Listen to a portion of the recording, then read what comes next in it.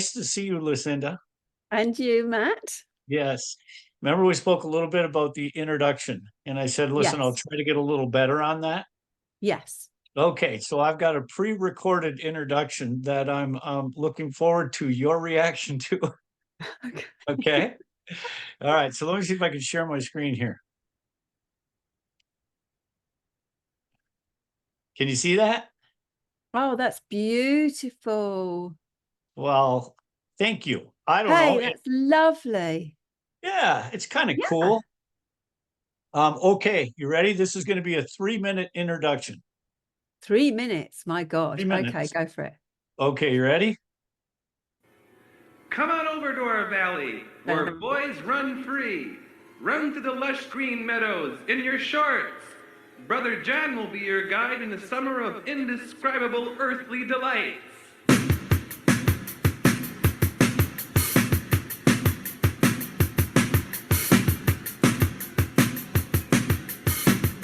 Welcome to the Tree of Truth podcast with Lidstone and Lambeau. In this podcast, we provide psychotherapy to the world while searching for common sense truth from a heightened human consciousness perspective. Today, we will examine 3 aspects of human life. First, we'll examine the protests that are happening around the world, both in Europe and America. Second, we'll examine the human element or understand the different players on both sides of these protests. And finally, we'll search for a sensible, common sense solution for these types of problems that plague our planet. My pen name is Matt Lambeau, and I'm a human consciousness researcher and author. I represent the Western Hemisphere. With me is the lovable Lucinda Lidstone. She's a trained psychotherapist practicing for over 20 years, and she will represent the Eastern Hemisphere. Together, we are your East-West connection in hopes of someday uniting the world around common sense truth, or what we call our Tree of Truth. You can find this podcast and everything else about Lidstone and Lambeau at treeoftruth.org. That's treeoftruth.org. Because this podcast provides psychotherapy from a heightened human consciousness perspective, we first take a moment to elevate our minds up above the human discourse and disagreement that's happening down on planet Earth. This is accomplished using 3 simple fundamentals of human logic. First, the 4 agreements. This logic dictates that human beings are supposed to perceive the world differently, that our differences are by design, but most importantly, that our differences, or what's called subjective truth, are superseded by common sense, or what's called self-evident truth. The next piece of logic is by George Orwell. This logic dictates that common sense, or self-evident truth, is hidden by a cloak of deception. In other words, there are human beings on planet Earth who have the motive to oppose common sense truth. Our final piece of logic is called skeptical. This logic dictates that hidden truths like that of UFOs and life after human death are proven beyond any shadow of a doubt. So to exclude any of the proven skeptical evidence prohibits honest intellectual human discourse, thus making the search for common sense truth impossible. So with that understanding, let's welcome the lovable Lucinda Lidstone.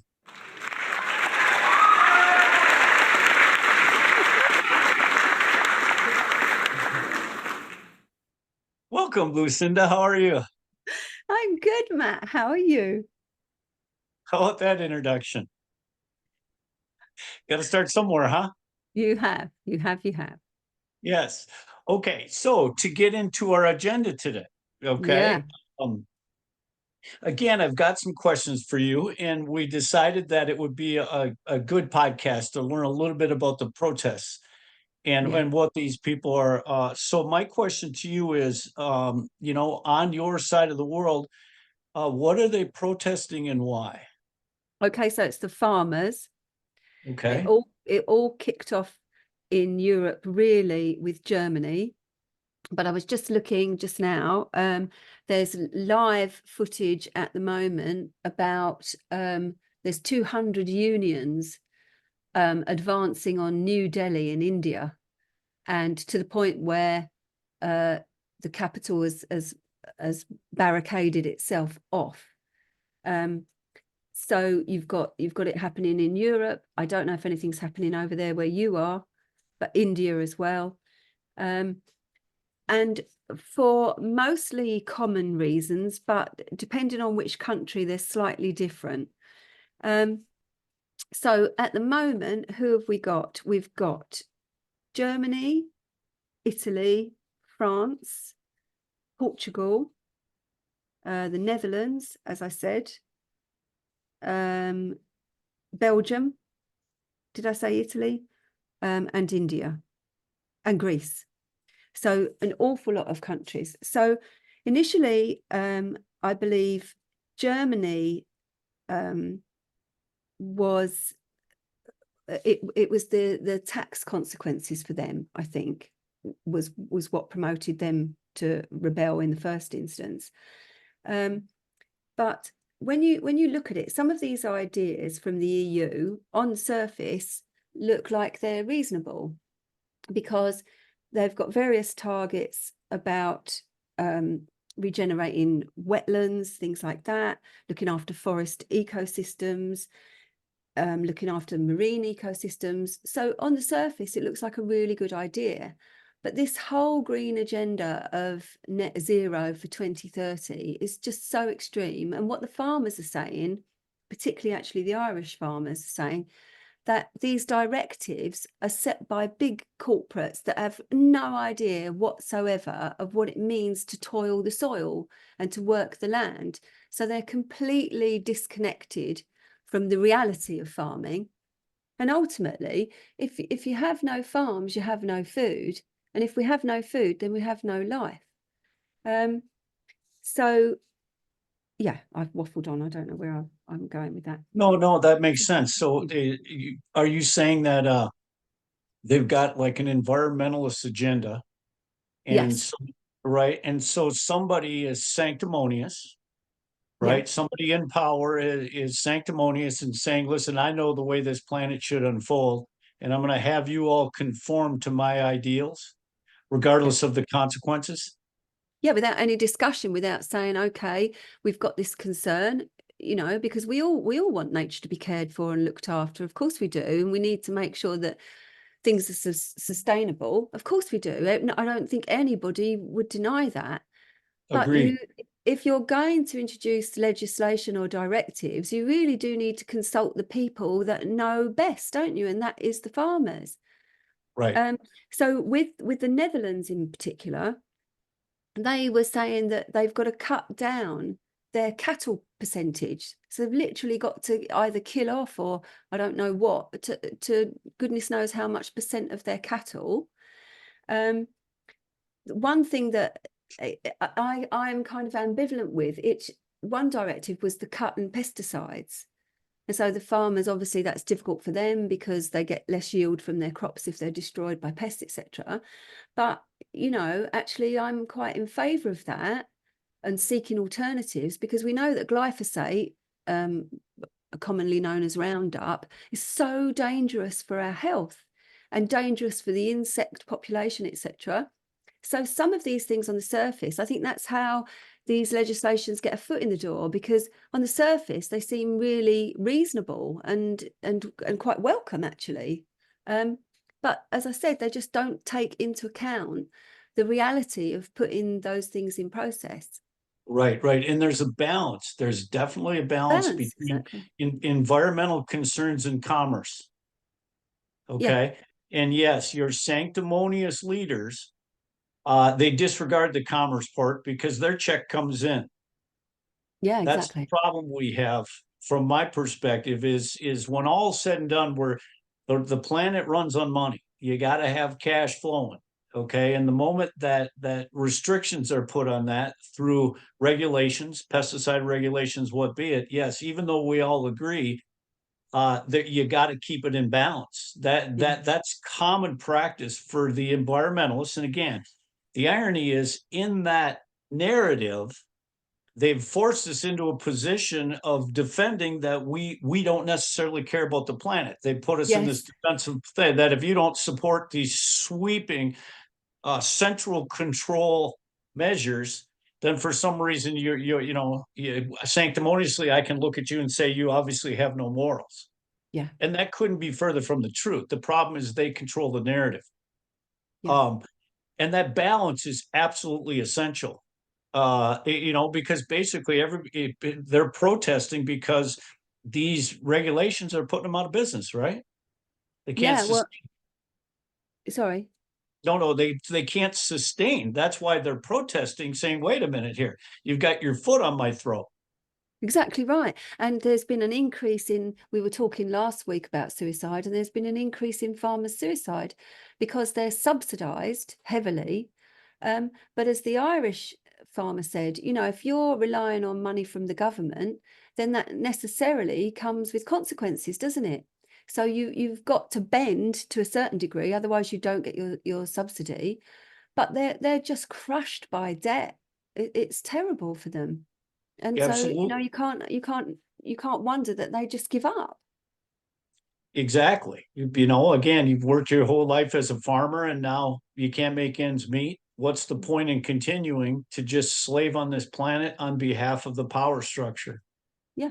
And of course, a lot of the subsidy goes to the bigger concerns. So your local farmer, your family run business that's been there for generations, they're the ones that suffer. They're the ones that are being squeezed out. Absolutely. And I honestly can think back to a local or like a musician. You ever heard of John Mellencamp, John Cougar Mellencamp? No. Anyways, he used to write music. He's out of Indiana. He used to write music about the farmers. And this was back in the 80s where farmers were losing their farms, the banks, you know? And yes, it's a case where and two, when you talk in terms about a government subsidy, I mean, just think how convoluted that is. Yeah. That says, listen, we'll pay you, you're not producing the crops because of our policies, but we'll supplement you with money. And absolutely, there's never does money come from the public sector without strings attached. Well, And and so they've created a dependency on yeah. all these. Yeah. Go Well, ahead. and as in India, they dictate what they're going to pay for your grain or for your crops. And that's what they're marching for in India, because they want guaranteed prices for their crops, because they're just barely making any profit at all. Well, and if I'm guessing that these countries are all indicative of what's happening here in the United States, and basically what it is, from an elementary perspective, there's two sectors. You got the private sector and you got the public sector. Okay, the private sector is your farmers and all of us out here that pay taxes that are working in the private sector. And the private sector is what creates the wealth. Yes. Okay. And then a sizable chunk of that wealth goes to the public sector. We all raise our hands and say, we understand taxes are fair. We just want taxation with representation. Okay. So what happens is the public sector just gets too big. It's just too big of a Yeah. gorilla sitting on the backs of the private sector. And that causes them all to go bankrupt. Now, in America, they got a little luxury where they can just print money, Yes. and so just Yeah. run our country into trillions and trillions of dollars worth of debt. Yeah. Okay. But you have to admit that there's a dichotomy here between the people who are in the public sector and their income is guaranteed, and those of us in the private sector that are fighting for lower interest rates and lower taxes and trying to get the gorilla off our back. Yeah. Yeah. Yes. And so then you complicate things, like, again, when it comes down to access to the media. Okay. If you don't have a platform to be heard, or if your gripes are dismissed by the media, it's basically an exercise in futility. Yeah. They're on their knees, begging these power structure to to make changes that allow them to survive. Yeah, it's sad. So let me ask you this: what do all of these people have in common? Now, again, if you look at America, as I'm flipping through the channels, okay, on one hand, you've got flight attendants that are protesting the airlines, saying we need to make more money. Okay, we need better benefits and we need to make more money. Most of the protests that you see are actually in the public sector. They're teachers saying, listen, we got trillions of dollars here. Why are we unable to make ends meet as teachers at the lowest level of the schools? Okay, and all of your big unions, they all have something in common, and that's they're basically paying homage to the powers that be in hopes that they can get more money, get a sustainable income. Well, I guess teachers, the NHS over here, fire service, all of those have over time protested for more wages. And I'm sure there's validity and there's an argument there, which maybe we could discuss at some point. But really, when you compare that to the farmers, you're crushed by debt. You're barely making any money. It's hard work, isn't it? And really, I don't think that compares, because we're all greedy, aren't we? We all live to our means. We all want more money, but they're barely scraping by. And one argument that's given is that let's say places like Tesco or the supermarkets, they want to keep costs down because of the current economic crisis. So that's their argument. It's like, well, we want to provide cheap food, but then they go and import a load of, say, grain from Ukraine, let's say, or wherever it might be, from Asia or wherever it might be, and that they are not subject to the same regulations as we have over here in Europe. So what you're importing might be cheaper, but it's much poorer quality. So absolutely. The whole thing is a racket, and it's nothing to do with our welfare, with our health or our well-being, is it? It's just about making money. Absolutely. And crushing out the small man, the small business. Right. And the public sector in all of these countries is like a locomotive out of control. Yeah. Okay. I really believe that the inherent corruption within, okay, again, the guy who's in power the most, everybody's lobbying him, and it's just inherently corrupt that I'm not sure it can repair itself. It might be to where the farmers gain some ground, but that apparatus that has messed things up so badly, I'm not sure that train can be turned around. Do you think it can? I mean, is there can you conceivably see a way that the tide would turn in any of these situations? Well, on the surface, no. I would say no, because it's just another arm of the evil, isn't it? It's just another manifestation of the evil powers that control everything. But like, so for myself, we've got a big Tesco's just down the road from me, literally within a mile down the road, and we've shopped there for a long time. And then I said to my partner, look, I'm not doing this anymore. I do not want to give my money to them. I mean, they're spraying God knows what on fruits and vegetables so they can sit on the shelves for months on end. I don't know what the hell this new stuff is that they're spraying on their fruit and veg. All your food obviously comes in plastic. And I don't want to give them my money, and I don't want to eat that kind of inferior food. And I'm in a position where perhaps I'm lucky I can pay a little bit more to get better quality food. So I will travel maybe, I don't know, half an hour, 40 minutes drive to go to a local butcher and a local farm shop. And, maybe the veg is still sprayed with pesticide, but it's not packed in plastic. I can look through it all. It's bigger, it looks healthier, and it's just a much better way. And so I think we've got power in that sense, depending on where you live, of course. But I think, let's cut out the middleman. Let's cut out Tesco's and just go straight to the farmer and say, well, I'll pay you what I'm paying Tesco's, and probably he's going to earn more out of that, because you're taking away Tesco's cut, aren't you? Just to use Tesco as an example. But I think that's what we've got to do. Yes, and the same thing happened at Walmart is what's big over here. There's a Yeah, Walmart in every town. And without question, the moment Walmart showed up and says, listen, we're everything to everyone. There's yeah, not a product or service we don't provide. yeah, Obviously, all the small businesses went out of business. yeah, Okay. And then if you look at the Walmart structure, there's so much money that goes through there that obviously they could make their employees it could be the best job on the planet. Everybody on the planet would want to work for Walmart. But even though they control all of it, it's still they throw their employees basically pittance. mm, And yeah, yeah, so it's a racket. I mean, the bottom line is it's a racket. So uh now to be able to overcome this, any of these scenarios seems like it's going to require some sort of uniting.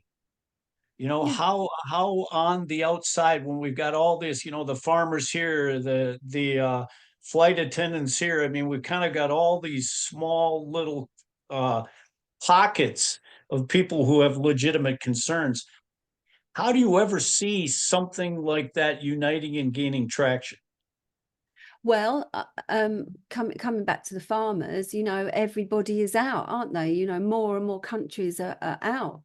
Um, in India now, which is obviously not part of the EU. So I think it's a global concern. I think the farmers globally are concerned. I know that there are organisations, I don't know who they are off the top of my head, but I know that there are organisations for farmers that are concerned about this, concerned about freedom and concerned about quality of food. So, and it's fundamental, isn't it? Our food is our survival. So I think this is one area where you probably can motivate people, because we all need to eat to live, and Right, it's a most food of us supply. want to feel like we're eating, fairly good quality food, don't we? Right, so we've got a common interest that Yes. the food supply could be something that allows us to unite around it Yeah. and gain some inroads. But also, I'm not sure that kind of globally uniting is the way forward, because you're just playing the same game, only on the other team, as it were. Like this idea of a global alliance, whether for good or for ill, I'm not sure that works. I think we need to go back to more local communities, because, as this Irish farmer was saying, they can bring in these directives and they don't think about the different environments of the different countries. So it's obvious, isn't it? In an environment such as Ireland, certain things are going to grow and going to work better there than perhaps they are in Greece. It's a different environment. It's a different social structure. So, I don't. You can't this kind of global idea just doesn't suit everybody, does it? Because we're all No, different, living no, in different environments.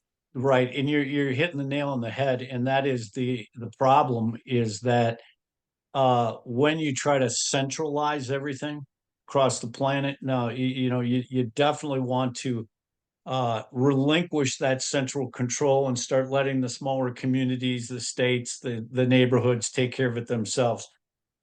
Now, in terms of, I've got this philosophy that says there's no uh, person or organization that will ever have the power to penetrate the apparatus and the inherent corruption. But I am of the belief that a certain narrative could hold these people accountable. You know what I mean? That What do you says, mean by that? well, if we had a narrative that um that just again, it's kind of like I believe there needs to be a litmus test in some regard that helps us distinguish who's the good guys and who's the bad guys. Okay, some sort of a litmus test that separates your freedom from control. And let me ask you this question. So if you look at what you talked when you spoke about the farmers, they're looking for more money, but they're in mountains of debt. Yeah. Okay. What if we were to change the narrative from we want more money to we want to pay less? That, in other words, if the narrative were to switch that The problem isn't the amount of money the farmers make. The problem is the amount of money the farmers pay the banks. Okay. Like, instead of trying to get more money for your crops, alleviating the debt that you have on that farm, being able to acquire that farm and stop every month taking your money and paying it to banks. And so my thought process is, if somehow the narrative could shift along those lines, it says, wait a minute, we as a whole understand that the public sector is inherently corrupt and we're not going to be able to change it. But what we can change is the amount of money that all of us continue to pay to back to them, something like that. And in my case, I've got a simple concept that I call the 2% max rate. Okay. So, and it makes complete sense. Again, if you look at the way we pay banks, we pay central banking. I don't know if the other countries are the same, but every time the moon goes by, every 30 days, we all get our checkbooks and we pay what we owe the banks, right? Like you say, these farms are massively in debt. Who are these people? Who are the banks? Anybody that's in banking, it's not your money. And to change the rules that says, no, none of the farmers are going to pay any interest to banks.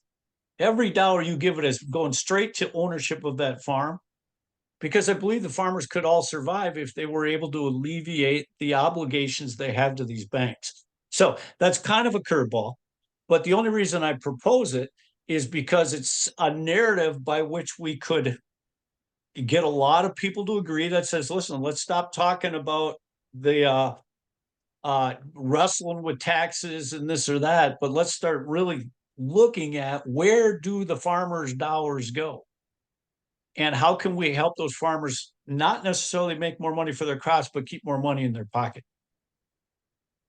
Yeah, I mean, you'd have to talk to a farmer, either, because my knowledge is only surface, of course. But you know, I guess my question would be, how have we got to this?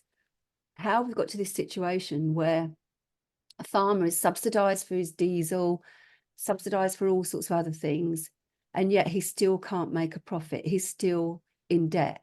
Like, you know, in a different way. I'm saying a different, the same thing as you, but in a different way. Right. Well, you know, how does that situation happen in the first place? Well, it happens because those that are creating those programs understand economically they won't work. They don't work. But what was more important was the dependency of the farmer's vote. So, hey, listen, instead of making the accurate changes that allow you to prosper naturally, they're like, no, our policies are going to destroy your farm, but we'll just keep you afloat. Anyway, so it's inherent corruption that we've seen for years. I just believe the people who truly have the power have zero concern for the well-being of the farmer. Yeah, of course. And as with all things, as I said, it's just another arm of the evil, and ultimately it's just another way of reducing the population, isn't it? They don't want us to have good food that nourishes us, that keeps us well. It's just, you know, they want us supposedly eating insects and being vegan, and you know. And you're correct. And who is they? Who are these people? Can we put a name on them? Can we put a party name on them, or a personal name? Well, one of the culprits was supposedly, the rumors or the conspiracy theory was that Bill Gates had bought up 80% of your farmland over there. But I made a note of his quote. He's finally answered that question, and he said, I own less than a quarter. Sorry, I can't find the figure. Yeah. I don't know what it is. Anyway, he was saying that he doesn't own all of that, and he's invested in the farms to make them more productive and to create more jobs. I mean, if you believe that, then you might as well go home now. There isn't some grand scheme involved. In fact, all these decisions are made by a professional investment team. I just don't believe it. I don't believe that. No. Well, and again, it's all a narrative. The Bill Gates, the meetings this guy sits in, the round table that guy's privy to, they could solve this problem with a snap of their finger. Of course they could. Right. Elon And Musk, so, how many billions has Elon Musk got? It just, right.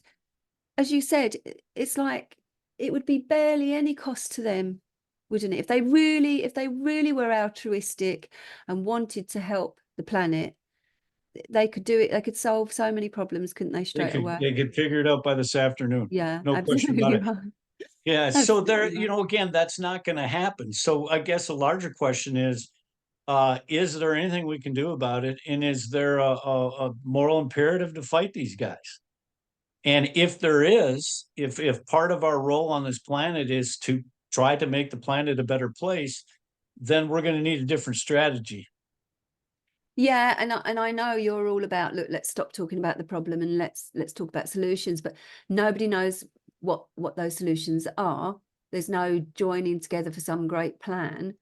My partner says to me, stop worrying about this stuff, there's nothing you can do. But we have to keep talking about it because, well, we just have to, don't we? We have to keep doing what we can do, keeping it alive, letting them know that we know what they're up to, whoever they Right, are.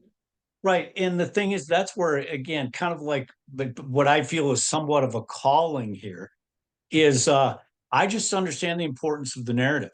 And as long as they control the narrative, these things are going to continue. There's nothing we can do. And so a large, grandiose, along the lines of shifting the narrative that says, wait a minute, let's stop talking about everybody trying to make more money. Let's really focus on where our money goes.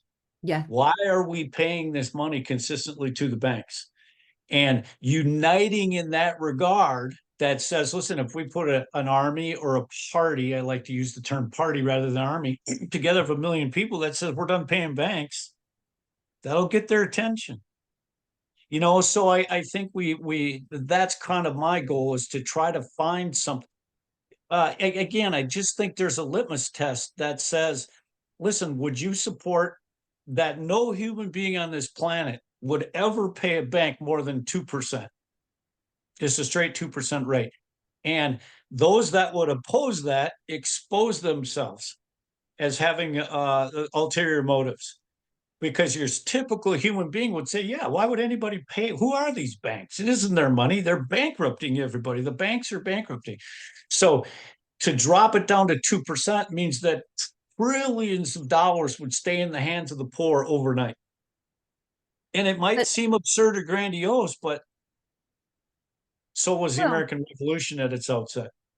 I think solutions are often simple, aren't they? But the great flaw, of course, in what you're saying is that everybody would have to agree, or a vast majority of people would have to agree, or everybody has to stand up at once. And you just don't get that, do you? You just don't. I mean, there's lots of people over here finding loopholes, refusing to pay their council tax, their energy bills, etc. So there are people trying to get around those loopholes. But I think, you've got to be really brave, because you're up against an edifice, and all the while those debts are racking up, aren't they? And I think you've got to be of a certain very brave mindset to carry those things through and to really push back. I think it takes a strong person to do that. Or it takes strength in numbers. It takes strength in numbers. Now, the way I envision it, though, is it's not a proposal or a threat. It's an awareness program. An awareness program that says, hey, listen, we got a simple message. And that is, right now, the poor people are paying too much to banks. So how can we back down on that? Okay, again, it's going to take 1 million people, but it's just an awareness program that says, listen, this is what would happen if we lowered everything to 2%. This is what would happen. Trillions of dollars would not go to banks. Banks will still stay in business. They got the tallest buildings. They'll be fine. We're just done paying them their profits. And, to me, and it's an awareness program. It's where you'd say, do you support that or don't you? All right, Lucinda. And I know when I speak in these terms, they're like grandiose and bombastic or these types of things. But I am hard pressed to believe that there's any other path. other than taking a narrative, simplifying it down that says, listen, we're looking at it from the wrong angle. And that starts with, again, if somebody listens to this podcast, if they go to treeoftruth.org, it's a simple here, throw in your email address. Let us just feed you some information. And again, I know that this mission in terms of a directive at the banks, understanding just how much money is sent back to these central banks. And that's a personal thing with me. Okay, not everybody's going to share that, and a lot of people that I've proposed it to, think it's absurd. You don't get to fight that type of fight. But I just have this belief that it comes down to just simple understanding of the way the world works. If we elevate our mind up to that of Luke Skywalker and Darth Vader, we can look down and we can see the empire. I hate to call it an empire of evil, but it is an empire. And these banks that get this money are generations of human beings in there.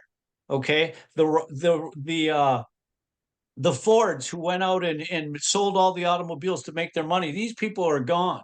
Okay, the banks are inheriting this wealth, and I'm just hard pressed to believe that there's a fight on this planet, whether you're, whoever you decide the adversary is, if it's anybody outside of the central banking control, it just seems like we're fighting each other. Well, my feeling is that it's no good trying to, and I know you're not saying this, but it's no good trying to repair the systems or regenerate the systems or rework the existing systems. They don't work. And I feel kind of energetically that big edifices, so like the NHS, I know loads of people who have gone into the NHS in my field thinking that they're going to make great shakes. And all that happens is that system chews them up, spits them back out again.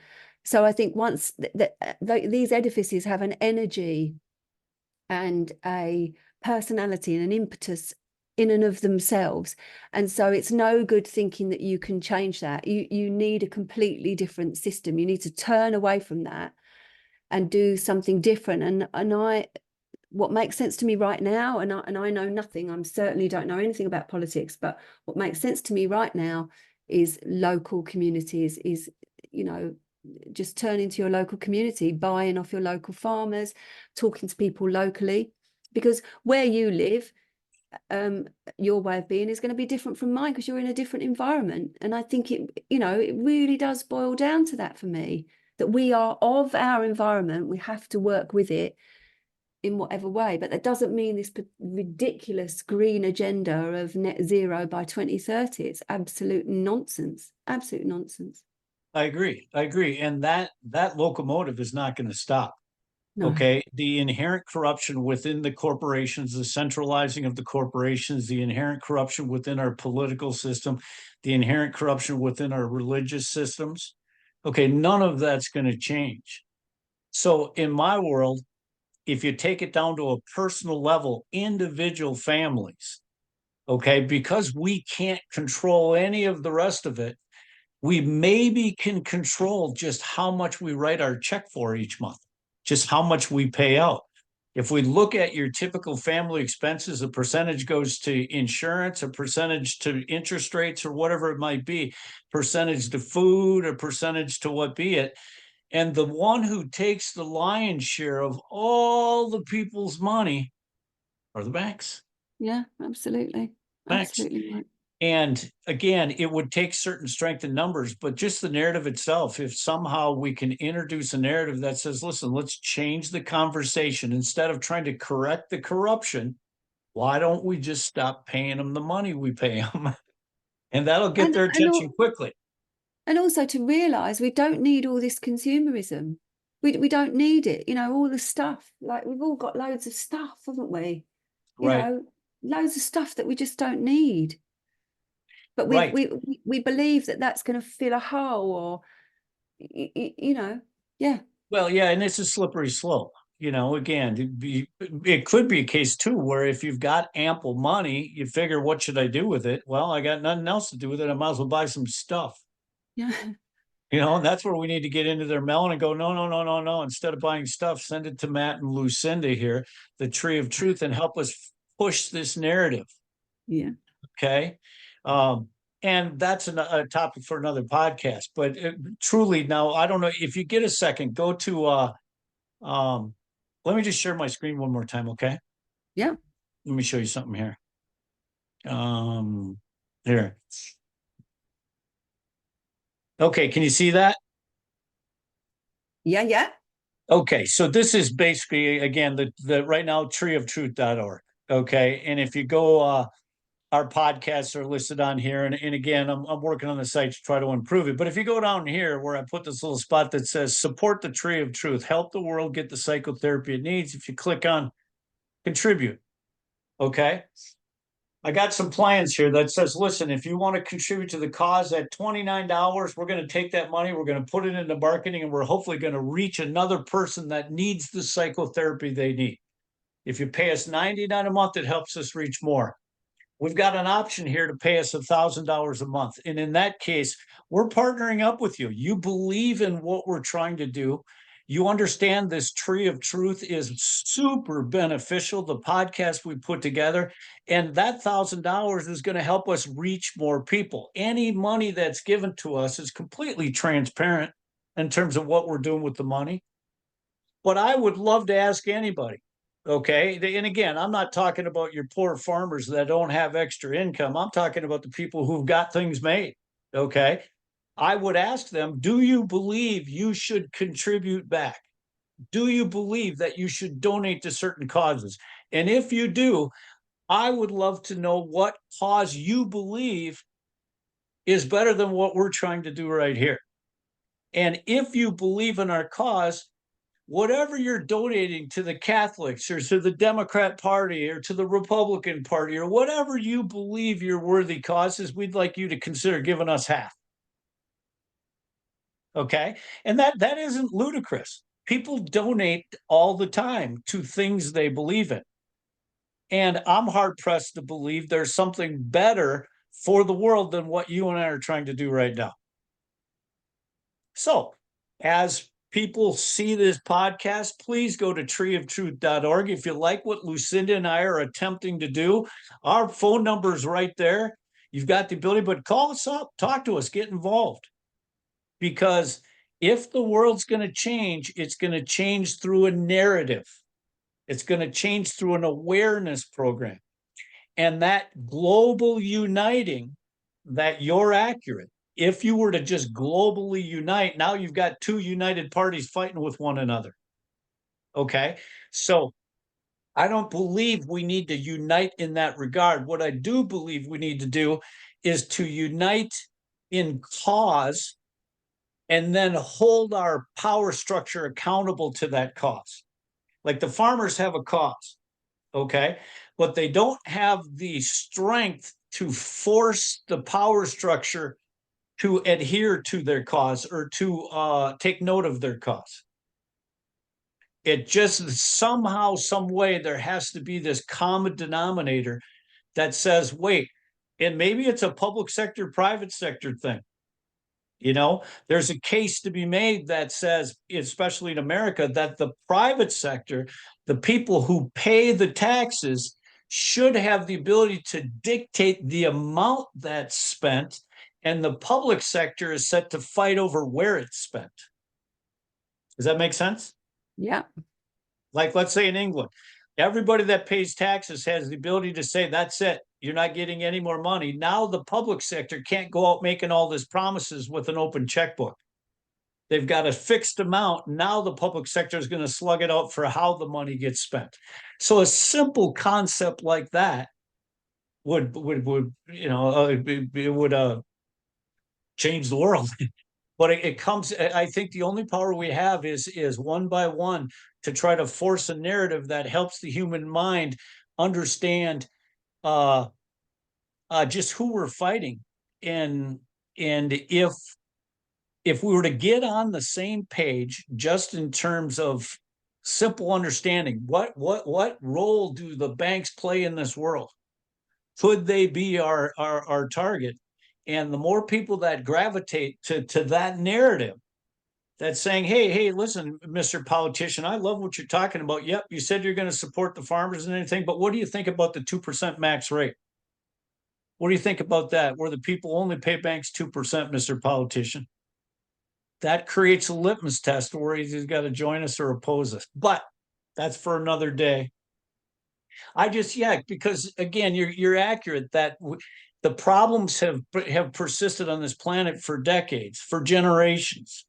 And I'm hard pressed to hear anybody propose a solution that might work.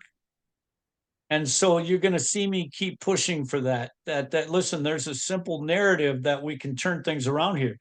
And that way, the topic of what Bill Gates actually has to say takes a forefront to, little bits and pieces. But with that, I digress. All right, my friend, you know how much I love you. And me, you. Yeah. All right. So, well, well done, my friend. Huh? Yeah. So let me know your next subjects that you want us to talk about. All right. All right. Sounds good. My darling. All right. Love you. We'll talk to you soon. Bye, darling. Bye-bye.